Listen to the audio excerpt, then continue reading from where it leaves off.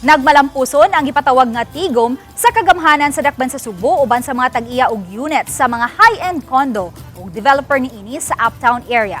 Lakip sa gipatawag ang mga opisyal sa power distribution facility human naputli og kuryente ang mga nanimuyo sa condominium units tungod sa ilang internal problem. Isip humanitarian consideration gihangyo sa kagamhanan sa dakbayan nga hatagan og kuryente ang apektadong mga mulupyo samtang giplansya pa ang mga isyu ug mahatagan og kasulbaran. Labaw sa tanan gitana usab nga mamahimong epekto sa kaluwas sa mga mulupyo ilabi na kadtong nagpuyo sa tag-as nga andana o galing dunay emergency nga dili makadali pagsaka kanaog kay walay elevator service. Misanong ang power distribution facility sa hangyo sa dakbayan ug mga mulupyo. Samtang gipatawag niini ang developer ug ang tag-iya mismo aron masulbad ang problema uban ang mga mulupyo. Gipasusi na usab niya sa obo kung compliant ba ang mga building sa lagda sa dakbayan. We can exercise our police powers to make sure that all of these concerns are addressed.